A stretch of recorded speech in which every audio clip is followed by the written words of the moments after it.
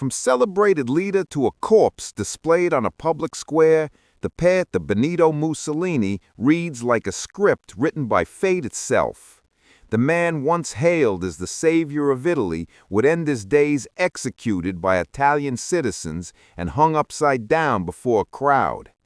How did this man rise to absolute power, establish an authoritarian regime built on fascism, shape the course of World War II, and then fall into complete disgrace?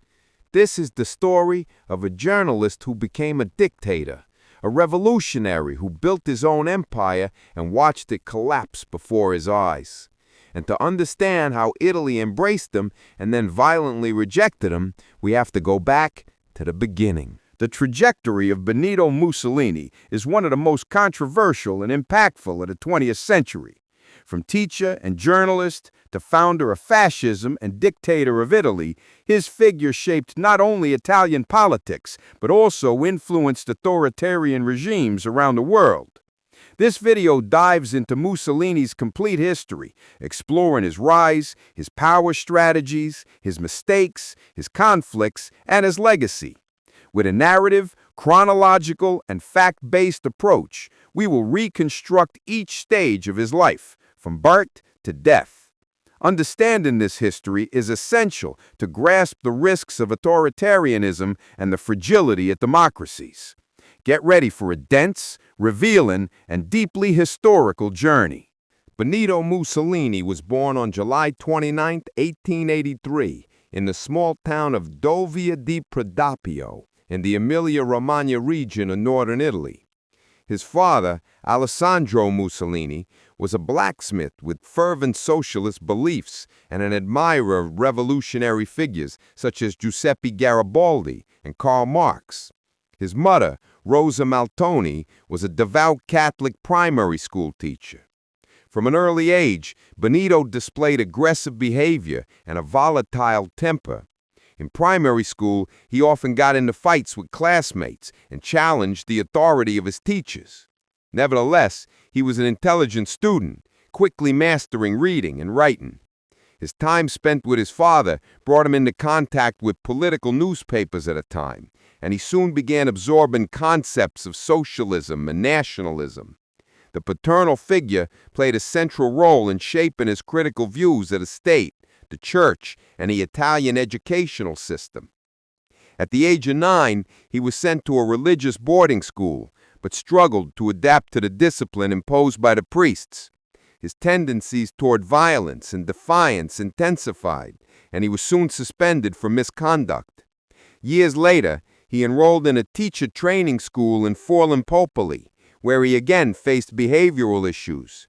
He was expelled for stabbing a classmate during an argument, an incident that already showed his willingness to resolve conflict through aggression and impulse.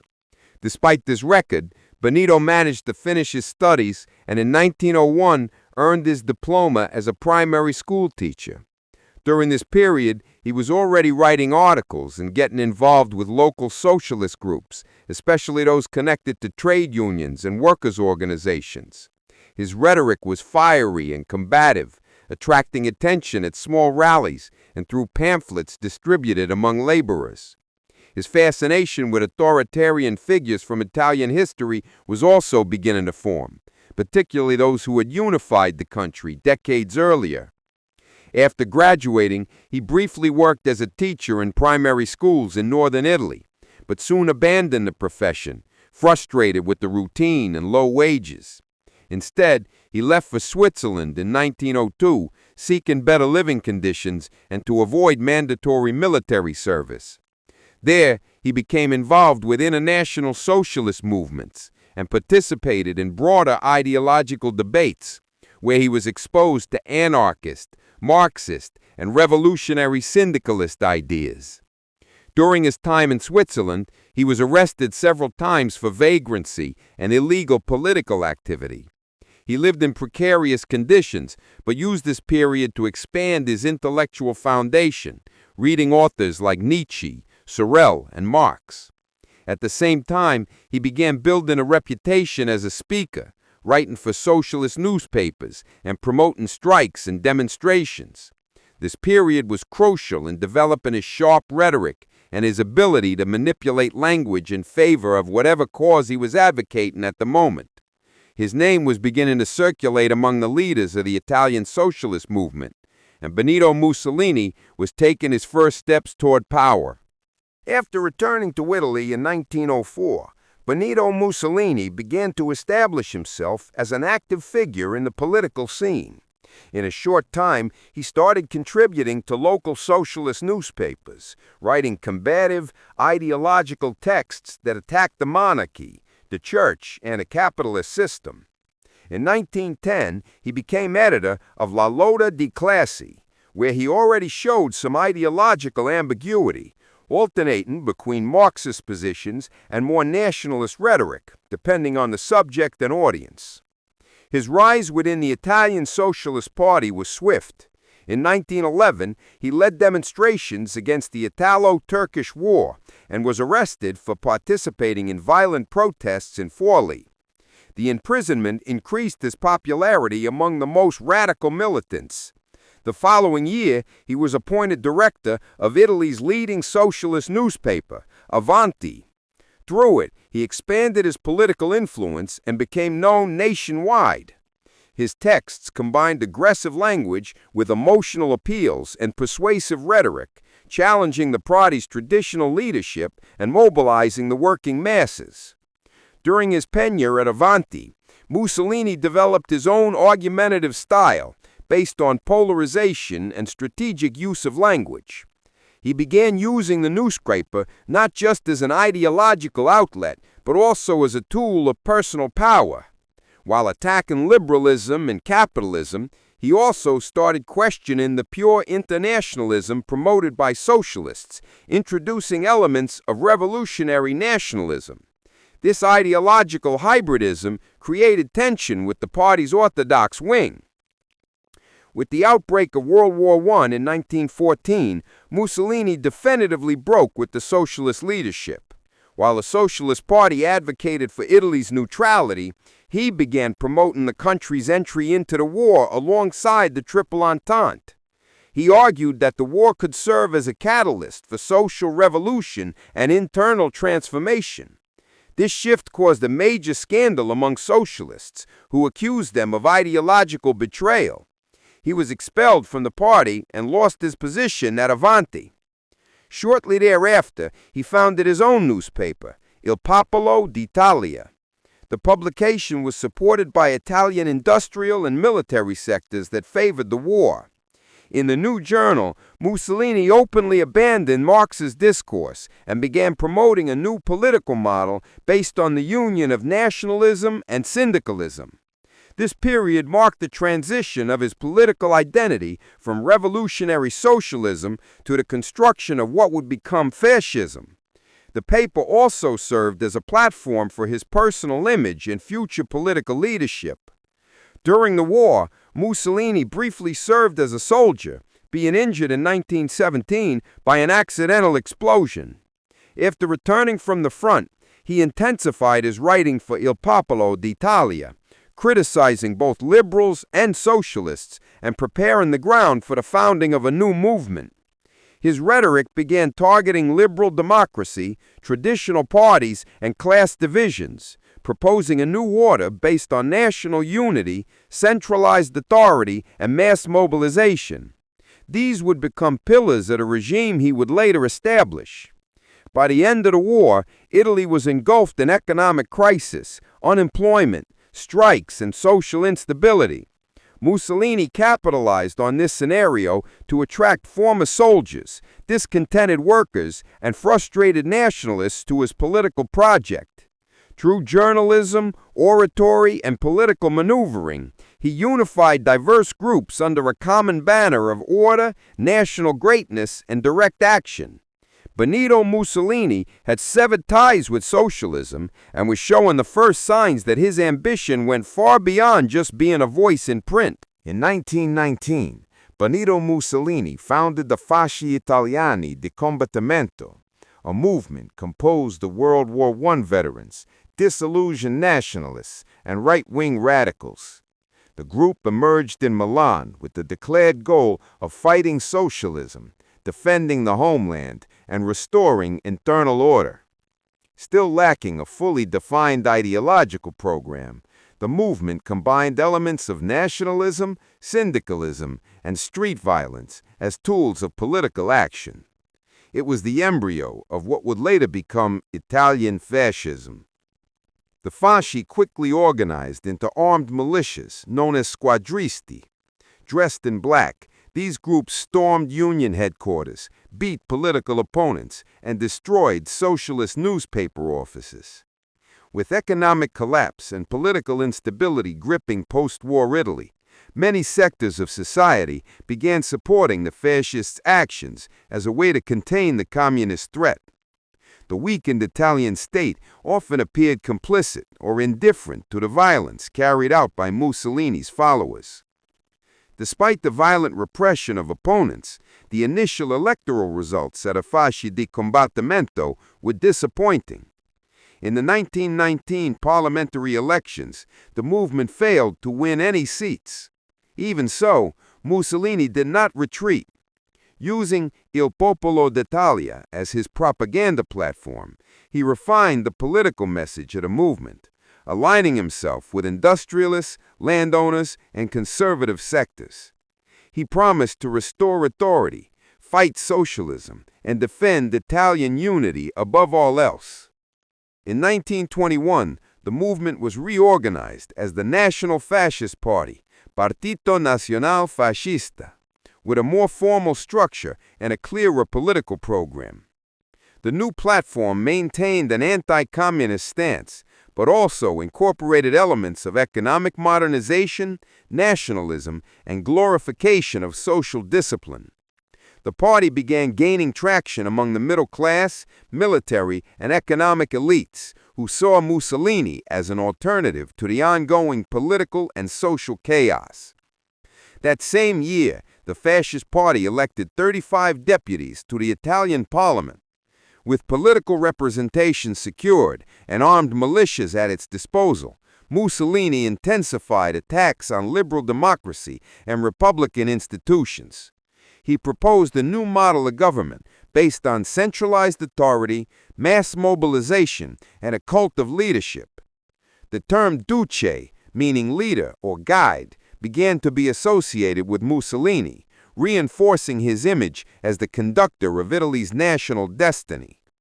As the country plunged into strikes, factory occupations, and ideological conflict, the fascists expanded their street presence. The squadristi extended their actions into the Italian countryside, attacking town halls, unions, and cooperatives.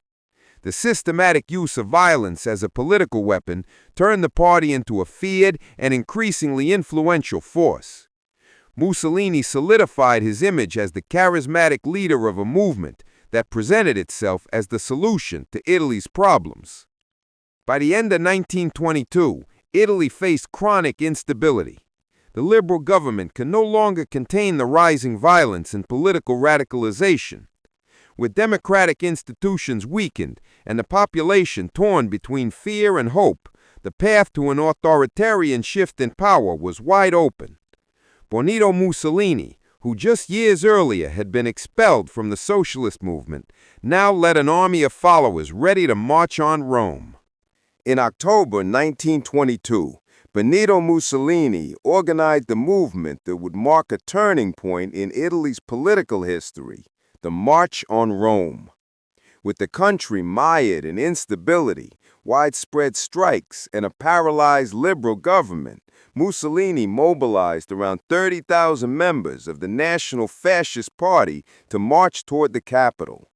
The goal was clear: to pressure the state into handing power to the new nationalist and authoritarian movement, with him, the Duce, at his head. In the days leading up to the march, Mussolini remained in Milan while the squadristi advanced through various regions of Italy, occupying public buildings and intimidating local officials. The mobilization caused panic in Rome, and Prime Minister Luigi Facta's government prepared a state of siege decree to stop the fascists. However, King Victor Emmanuel III refused to sign the decree, fearing civil war or the empowerment of the socialists. This decision was crucial for the success of the march and the collapse of the liberal government. On October 28, the fascists reached the outskirts of Rome. Without significant resistance, they occupied strategic points and demonstrated symbolic strength, but avoided direct conflict. Mussolini, still in Milan, received an official telegram summoning him to form a new government. On October 30, he traveled to Rome and was received by the king at the Quirinal Palace. There, he was officially appointed Prime Minister of Italy, taking office with legal backing but under clear political and military pressure. Mussolini's rise to power did not occur through a traditional coup d'etat. On the contrary, it was an institutional transfer carried out within the legal framework of the Kingdom of Italy. Still, the context made it clear that the new government was born under the shadow of violence, intimidation, and the collapse of democratic order. The March on Rome became a symbolic milestone in the rise of fascism, later celebrated as the founding myth of a regime. Upon taking office, Mussolini was just 39 years old, the youngest prime minister in Italian history at the time. His appointment was welcomed by conservative, business, and military sectors who saw him as a barrier against socialism. In Parliament, however, he still depended on alliances and agreements to maintain political stability. Initially, he formed a mixed cabinet with representatives from various factions, seeking to give legitimacy and breadth to the new administration. In the weeks that followed, Mussolini addressed Parliament with a firm and defiant speech. He declared that he could transform the country in just a few days with the support of his militias and demanded emergency powers to govern. He received broad support, including from parties that hoped to control or moderate his actions. In practice, however, his speech marked the beginning of a new era. Benito Mussolini had come to power with legal backing, but was already signaling that his ambition extended far beyond the limits of representative democracy. With the image of Italy's savior promoted through propaganda and the support of economic and religious elites, Mussolini began building his leadership as the Duce. The March on Rome was not merely a symbolic takeover of the capital. It was the first real step toward establishing an authoritarian regime. From that moment on, Italian's institutional structure would begin to be reshaped according to the interests and vision of the new leader, who would soon stop answering to Parliament and rule by his own will. After his appointment as prime minister, Benito Mussolini began a systematic process of concentrating power. In November 1922, he secured parliamentary approval for full powers for a period of 12 months, citing the need to restore order and revive the economy. This authorization allowed him to govern by decree, bypassing parliamentary deliberation. It was the first formal step toward consolidating an authoritarian regime based on fascist principles, marked by strong nationalism and centralized command. In the following years, Mussolini enacted a series of legislative and institutional reforms. In 1923, he created the Voluntary Militia for National Security, a paramilitary force composed of former squadristi, now institutionalized as the armed wing in the National Fascist Party. This militia functioned as a political police, suppressing opponents, intimidating the public, and reinforcing state control over civil society. At the same time, he began restructuring the education system to mold a new generation according to fascist ideals. In 1924, parliamentary elections were marked by intimidation, violence, and manipulation. The fascist bloc emerged victorious, expanding its presence in parliament. However, the victory was tainted by the assassination of socialist deputy Giacomo Matteotti, one of the regime's most vocal critics. The crime caused a major backlash and led to the so-called Mattiati crisis, during which the opposition withdrew from parliament in protest. Despite initial pressure, Mussolini refused to resign and used the situation to justify even more authoritarian measures. In January 1925, Benito Mussolini delivered a speech in which he took full responsibility for the state of the nation and declared that he would assume total control of the government. From that point on, he began the definitive dismantling of the democratic system. Political parties were banned, press freedom was abolished, and opponents were imprisoned, exiled, or assassinated. The Italian state was reorganized under a corporatist model, where unions, businesses, and institutions had to obey the directives of the regime. The cult of personality also intensified. Mussolini came to be portrayed as the Duce of the nation, an infallible leader and symbol of the new Italy. His image was widely disseminated through state propaganda, which used radio, newspapers, posters, and cinema to reinforce the figure of a tireless, omnipresent, and charismatic leader. Political propaganda became one of the pillars of the regime, creating the illusion of national unity while concealing the growing repression behind the scenes.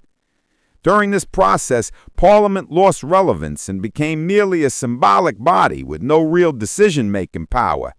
Republican institutions were preserved in appearance but stripped of substance. Mussolini centralized power in the executive branch and began ruling by decree. His authority was no longer limited by any constitutional or institutional check. The fascist dictatorship was now fully established, with Benito Mussolini at the center of all decisions within the Italian state. With the regime consolidated, foreign policy became a priority. The nationalism promoted by fascism demanded expansion and international projection. Mussolini began outlining ambitious plans to restore Roman greatness, which would include wars of conquest and displays of military strength. Fascism was no longer merely a tool of internal control. It had become a project of power with imperial ambitions, shaped entirely by the will of the Duce. With the fascist regime firmly in place, Benito Mussolini turned his attention to Italy's international projection. Inspired by the glory of the ancient Roman Empire, the Duce believed that Italy should expand its territory and assert its status among the great European powers. The nationalism promoted by fascism served as a foundation to justify imperial ambitions, presented to the people as a historic duty. Restoring Italy's prestige on the world stage became a political priority and a tool of internal propaganda. The government began investing in the modernization of the military, weapons production, and the reorganization of the armed forces. In addition, it created new institutions aimed at glorifying the warrior spirit and military discipline. Parades, patriotic rituals, and public campaigns reinforced the idea that the Italian people had a historic mission to fulfill. Youth were trained from an early age to serve the nation, and the education system was reshaped to instill values like obedience, sacrifice, and loyalty to the Duce. Mussolini also sought to expand Italian influence in the Balkans and North Africa, regions seen as strategic for dominance over the Mediterranean. He initiated a series of diplomatic campaigns, but did not hesitate to use threats and military pressure. The occupation of the island of Corfu in 1923, even before the March on Rome, had already demonstrated his willingness to take aggressive action. With the regime consolidated, this posture became more frequent, reinforcing the expansionist and authoritarian nature of fascist foreign policy. The defining moment of this policy came with the invasion of Ethiopia, also known as Abyssinia, in 1935. The region was one of the few areas in Africa not yet colonized by European powers. The regime presented the war as a civilizing mission and a historic right of Italy, which had previously attempted and failed to conquer Ethiopia in the 19th century. The campaign was heavily promoted through propaganda, portraying Mussolini as a modern emperor who would restore Italian greatness. The invasion was carried out with massive troops and modern weaponry, including the use of chemical weapons against civilians, a practice prohibited by international conventions. The conquest was completed in 1936, when Mussolini proclaimed the creation of the Italian Empire in East Africa. The victory was met with celebrations within Italy and served to reinforce the image of the Duce as an unbeatable leader. Italian fascism had achieved its first major territorial success, and propaganda turned the episode into a symbol of national rebirth. However, the action drew international condemnation.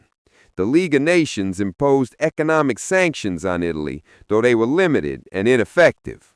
In response, the regime intensified its rhetoric of self-sufficiency and isolationism, further reinforcing internal nationalism. Ethiopia would become a strategic territory for the regime's future plans, but also a growing point of tension with European democracies. Mussolini, in turn, saw external hostility as an opportunity to strengthen internal cohesion and consolidate fascism as an alternative to liberalism. Expansionist policy was not limited to Africa. Within Europe, Mussolini began to watch Adolf Hitler's moves in Germany with interest. Despite some initial ideological rivalry, the two totalitarian leaders began to draw closer, especially after the condemnation over Ethiopia. The fascist regime sought alliances to support its continental power project, and collaboration between Italy and Germany began to take shape. Benito Mussolini, increasingly absorbed by imperial ambitions, was advancing into a new phase of his leadership. Following international isolation after the invasion of Ethiopia and the weakening of relations with Western democracies, Benito Mussolini began seeking a new alliance to support his expansionist plans. Drawing closer to Adolf Hitler's Germany became a strategic alternative. Despite initial ideological differences and territorial rivalries, both regimes shared authoritarianism, extreme nationalism, and opposition to liberalism. In 1936, after Germany's remilitarization of the Rhineland, Mussolini offered tacit support for Hitler's action. Also in 1936, Italy and Germany formalized their rapprochement by creating the so-called Rome-Berlin Axis, a symbolic alliance signaling to the world the formation of a new power bloc. The term Axis was coined by Mussolini himself, who declared that other nations would revolve around this new political line. From that point on, relations between the two regimes intensified, with diplomatic meetings, military cooperation, and alignment in propaganda messaging. The Spanish Civil War, which began in July 1936, became a testing ground for fascist and Nazi cooperation. Both Italy and Germany supported General Franco's Franco with troops, aircraft, and weapons. For Mussolini, the war was an opportunity to curb the spread of communism in Europe and to strengthen the fascist position. The direct military involvement also allowed the Italian regime to test its military capabilities and deepen ties with the Nazi regime. In 1938, Mussolini hosted Hitler on an official visit to Italy. Images of the reception were widely circulated by the propaganda machines of both regimes, presenting the two leaders as symbols of a new European order. During the visit, military parades and ceremonies were held to highlight the unity between the Italian and German peoples. Fascism and Nazism, each with its own features, presented themselves as vigorous alternatives to liberal democracy, which both deemed decadent and ineffective. That same year, Italy began adopting a series of internal measures influenced by the Nazi model. The regime introduced racial laws that excluded Jews from public life, education, and state positions, breaking with Italy's prior tradition of religious tolerance. These measures were compromised among parts of the population and the Catholic Church, but were upheld as a gesture of political alignment with the Third Reich. Italian fascism, which until then had retained distinct national characteristics, was increasingly modeled after Hitler's system. In 1939, with the outbreak of World War II looming, the alliance between Italy and Germany was formalized through the signing of the Pact of Steel. The treaty provided for mutual assistance in the event of war and coordinated military commitments. Although Mussolini still hesitated to engage directly in another global conflict, he sealed Italy's fate alongside Nazi Germany. The Duce hoped that by the war's end, he would reap territorial gains and consolidate his empire. The signing of the pact was portrayed as a diplomatic triumph and a display of strength. However, it also marked the beginning of a path that would place Italy at the heart of one of history's greatest conflicts.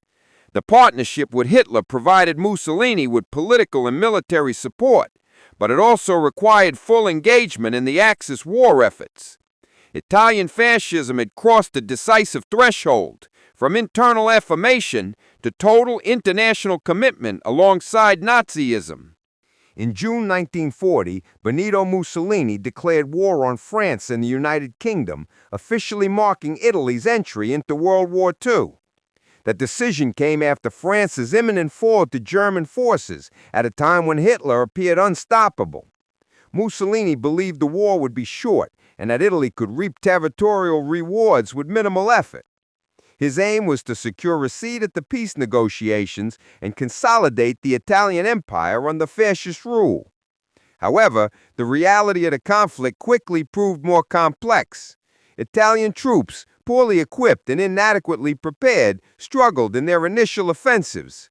On the French border, territorial gains were minimal.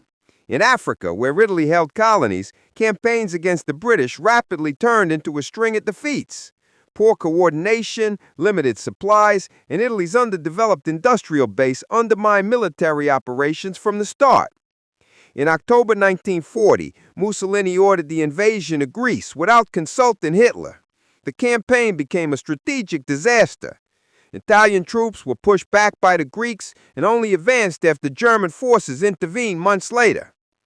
This episode exposed the limitations of the fascist army and highlighted Italy's increasing dependence on Nazi Germany.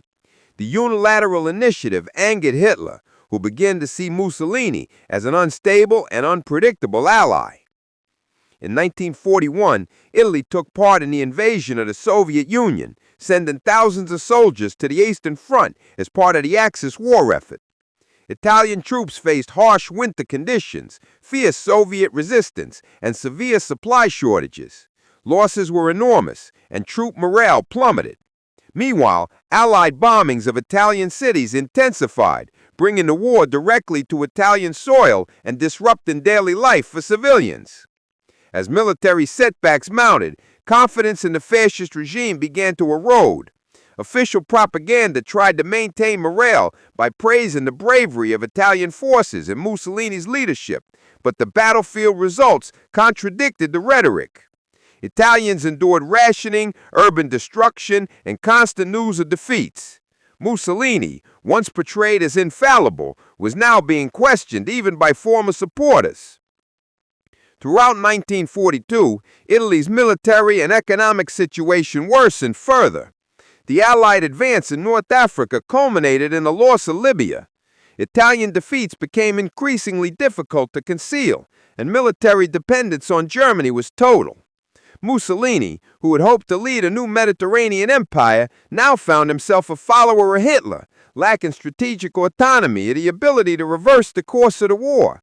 His reputation as a national leader was in freefall. Despite the hardships, the regime continued pushing for total mobilization. Fascist rhetoric emphasized sacrifice, honor, and discipline, while the reality on the ground pointed toward collapse. Mussolini avoided admitting command failures and maintained a triumphalist tone. But within the high command, criticism and doubts about continuing the war were growing. The alliance with the Third Reich was dragging Italy into the abyss, and the Duce's image was crumbling along with the foundations of the regime. At the beginning of 1943, Italy was facing a deep crisis on all fronts. The economy had collapsed, rationing intensified, and public discontent became visible in the streets. Military defeats, constant bombings, and a lack of hope for victory eroded the population's morale.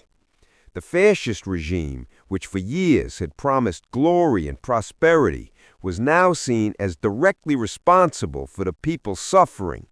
Benito Mussolini's authority was beginning to crumble from within. Workers' strikes, suppressed for years under repression, resumed in major industrial centers like Turin and Milan. Laborers demanded better living conditions and an end to the war. These protests revealed the weakening of the regime's control over the working class and fueled distrust within the National Fascist Party itself.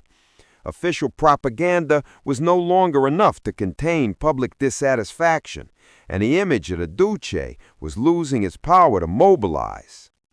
Within the military, criticism grew regarding the conduct of the war and Italy's subservience to Nazi Germany.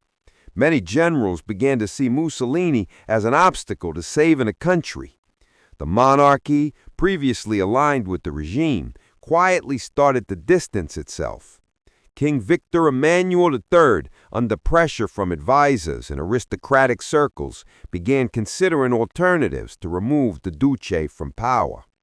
Meanwhile, the Fascist Grand Council, a body created by Mussolini, became a hub of internal tension and political conspiracy.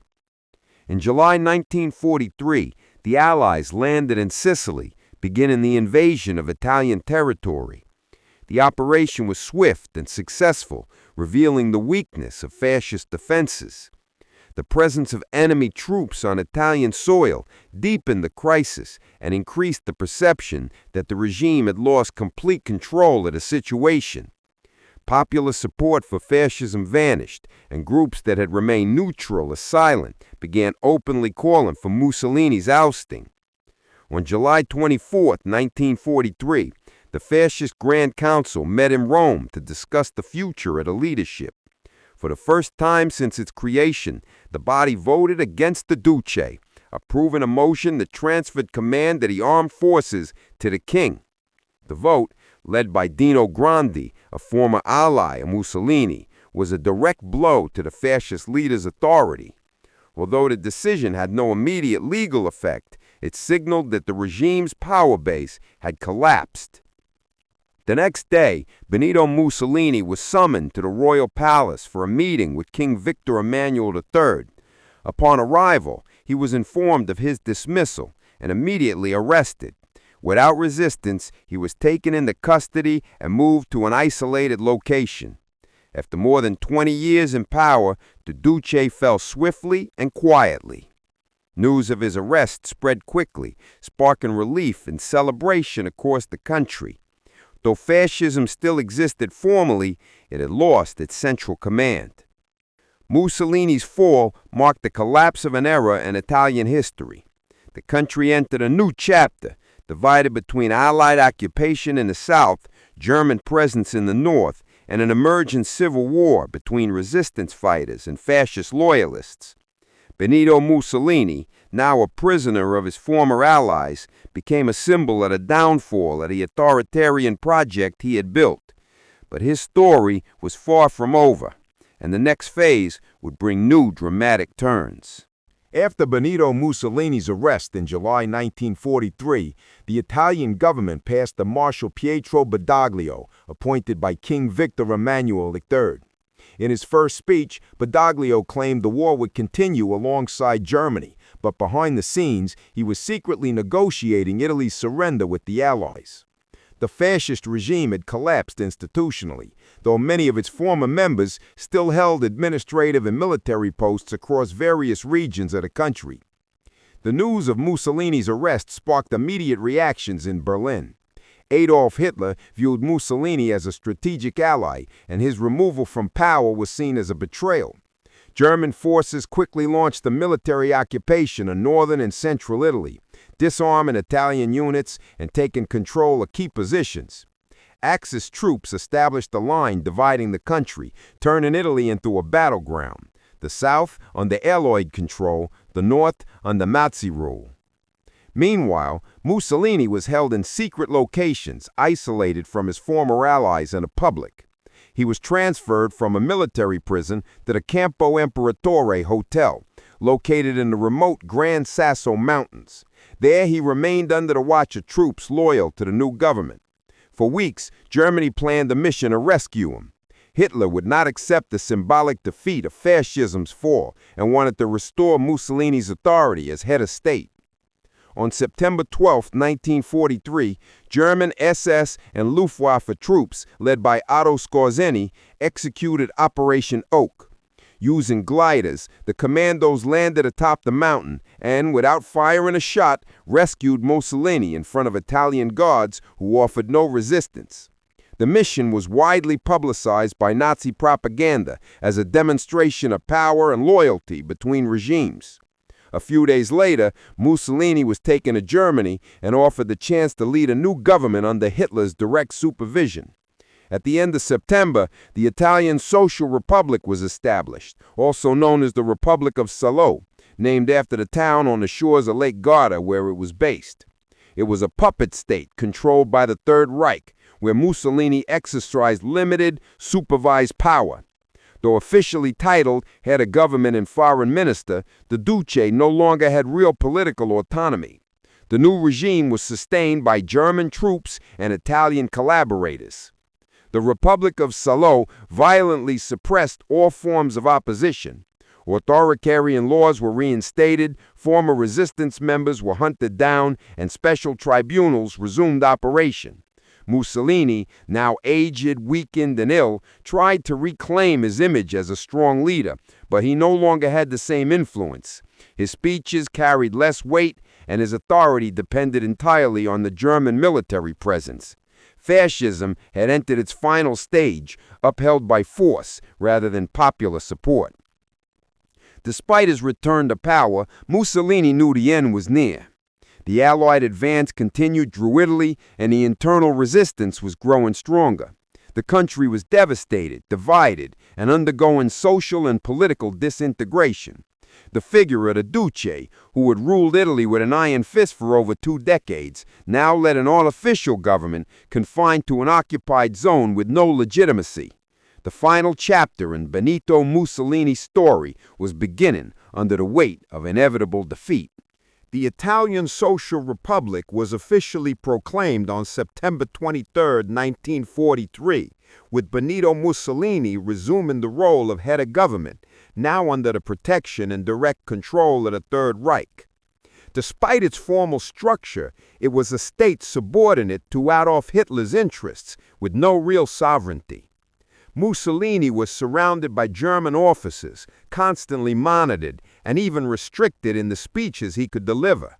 The image of authority he had built over decades was now collapsing irreversibly. Headquartered in the Lake Garda region in northern Italy, the Republic of Salo was not recognized by most countries and held only partial control over the territory. Southern Italy was already under Allied control, and the front line was gradually advancing north. The Duce tried to reorganize a functional government, appointing loyal ministers and reinstating fascist institutions, but the state apparatus was fragile, dependent on the German army, and rejected by much of the population. The new regime intensified internal repression. Arbitrary arrests, summary executions, and torture became common practices against resistance members and former opponents of fascism. Mussolini authorized the creation of special courts to try political crimes and directly ordered the execution of former allies who had voted for his removal months earlier. One of the most symbolic episodes was the execution of Galeazzo Ciano, his former son-in-law and foreign minister. These retaliations were attempts to reassert authority amid the growing disintegration of power. Propaganda from the Republic of Salo sought to revive fascist ideals, appealing to nationalism, sacrifice, and resistance against the Allied advance. Posters, newspapers, and radio broadcasts exalted Mussolini as the last bastion of the true Italy, fighting both internal traitors and foreign invaders. However, The Italian population, exhausted for war and deprivation, no longer showed the same fervor. Support for the new regime was low, and popular backing increasingly limited. Meanwhile, armed resistance grew stronger in several mountainous and urban regions in northern Italy. Partisans, made up of former soldiers, civilians, and anti-fascist militants, began organizing attacks on German troops and acts of sabotage against the Salo administration. The Italian Civil War intensified, with violent clashes between Italians divided by the conflict. Daily life was marked by fear and insecurity, and the regime's control diminished steadily under Allied pressure and internal uprisings. On the international stage, the Republic of Salo held less and less relevance. Mussolini no longer participated in strategic war decisions and served as a figurehead in Nazi propaganda. His physical and mental health deteriorated, and reports from the time describe episodes of apathy, melancholy, and isolation. The Duce had ceased to be a decisive protagonist and had become a shadow at a leader who once ruled Italy with absolute authority. As 1945 approached, the situation at the Republic of Salo was untenable. The Allied advance and the growing strength of the resistance made it clear that the end was near. Mussolini, increasingly weakened, no longer controlled the course of events. He still tried to maintain a combative tone, but his image was now irreversibly tied to failure, subservience to Germany, and the destruction of Italy. The final collapse was coming, and with it, the definitive end of Italian fascism.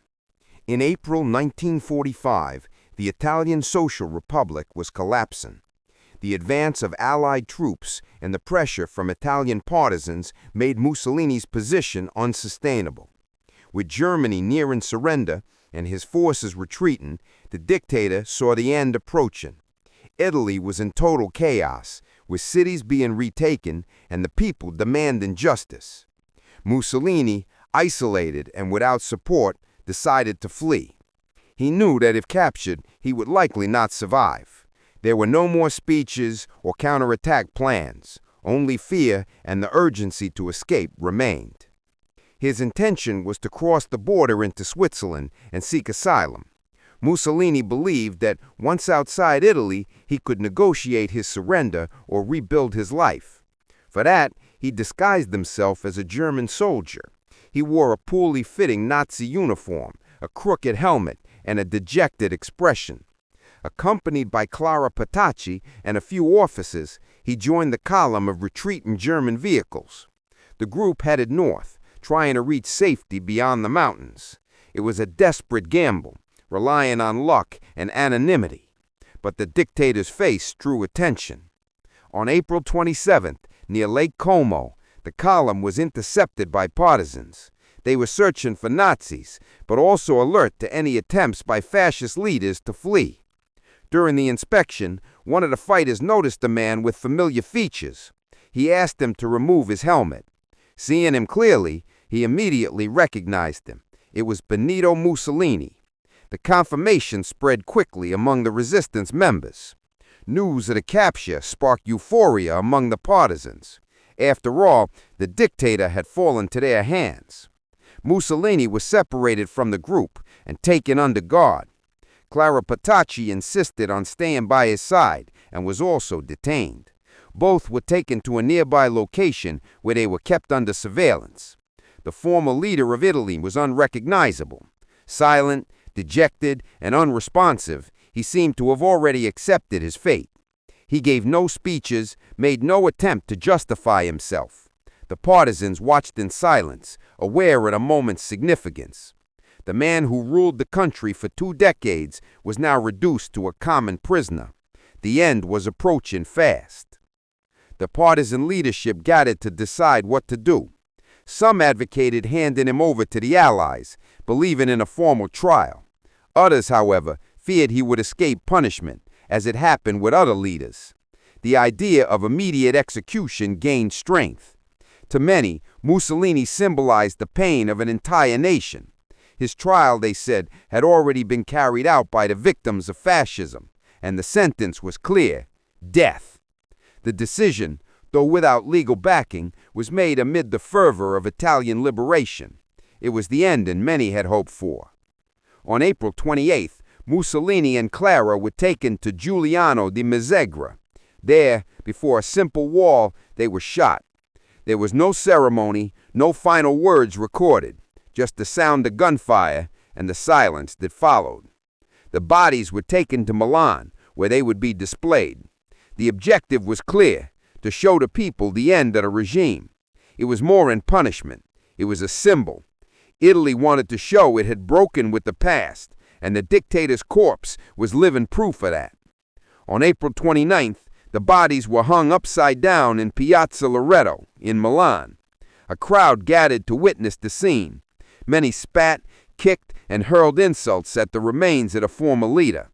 The image of Mussolini displayed beside Clara Petacci became a symbol of the end of fascism in Italy. It was the final chapter of a trajectory marked by authoritarianism, war, and ruin. The man who promised glory to Italy ended as a trophy of the resistance. His fall was as dramatic as his rise, and thus his story came to an end.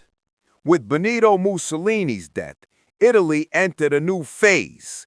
The country needed to rebuild itself physically, politically, and morally after more than 2 decades of fascism and the horrors of World War II. The power vacuum left by the fall of the regime opened space for different political currents to dispute the direction of the new state. The monarchy, worn down by its association with Mussolini, lost support. In 1946, a referendum was held to decide whether to keep the king or establish a republic. The majority of the Italian population voted for the republic. Thus, the Italian Republic was officially born. Fascism, however, did not disappear immediately. Although the regime was overthrown, its marks were everywhere, in institutions, in political culture, and in the memories of the people. Many former fascists managed to escape punishment or silently reintegrate into public life. Rebuilding the country required a delicate transition between justice and stability. For many Italians, the feeling was ambiguous, mixing relief with anger, hope with distrust. The shadow of Mussolini still hung over the future.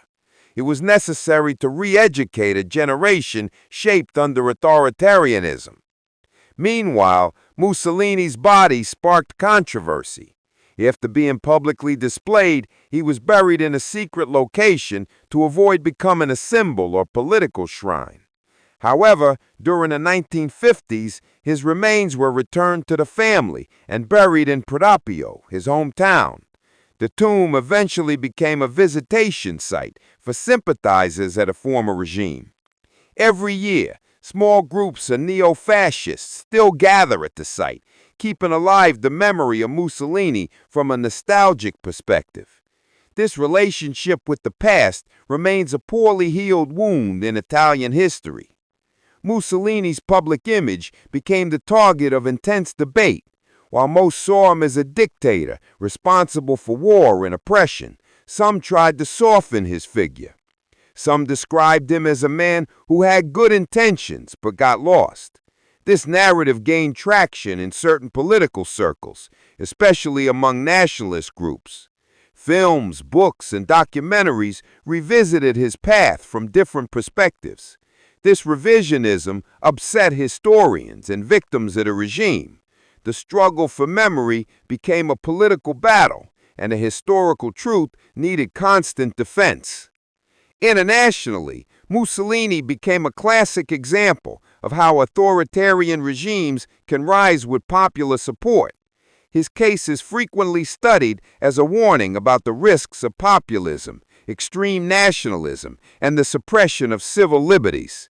His alliance with Hitler, involvement in World War II, and brutal internal repression placed his name among the most controversial leaders of the 20th century. His figure still sparks debate in universities, academic works, and public discussions.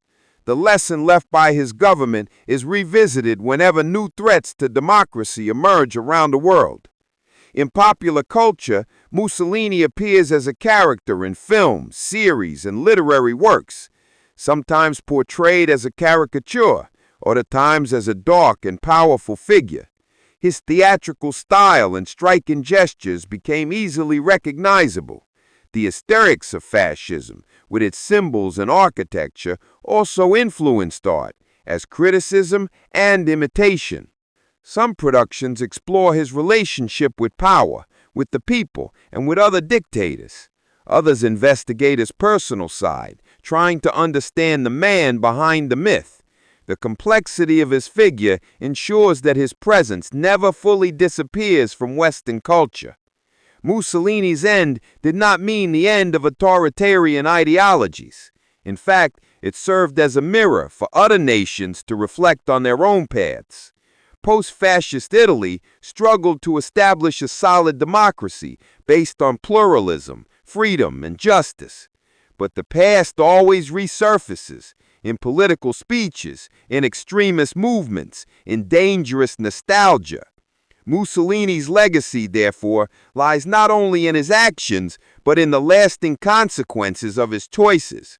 Knowing his history is an act of vigilance, and remembering what was is the only way to prevent it from happening again. Italy's post-war reconstruction was not only material, but also moral. The country needed to redefine its identity, break with past traumas, and create new foundations for democratic coexistence. The 1948 Constitution marked a turning point in this process. Inspired by anti-fascist values, it established guarantees of freedom, equality, and justice. It banned the reconstitution of the fascist party and reinforced the role of parliament. The new system aimed to prevent the concentration of power. Italy officially became a democratic, plural, and modern republic. Even so, fascist remnants persisted. In several regions, especially conservative ones, nostalgia for an authoritarian past lingered. Politicians with neo-fascist leanings began to emerge under different names. Some former collaborators returned to the public scene with adapted speeches. Although they didn't garner the same support as before, their ideas still circulated. The fight over historical memory became part of national politics, and Mussolini's figure continued to be evoked, sometimes as a villain, sometimes as a symbol of lost order. In schools, teaching the history of fascism became a priority. It was necessary to educate new generations about the regime's errors. Teachers faced the challenge of accurately recounting the regime's crimes without leaving room for relativization.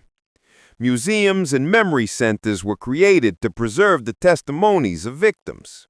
Italian universities began excelling in research on authoritarianism, propaganda, and social control mechanisms. Historical knowledge became a weapon against forgetting, and against the repetition of similar tragedies in the future. In popular culture, Mussolini was portrayed in contradictory ways. Films, series, and books explored both his rise and his fall, often with satirical or dramatic tones.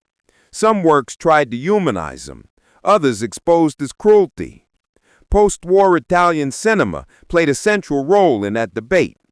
Directors like Roberto Rossellini and Ettore Scola approached fascism critically and sensitively.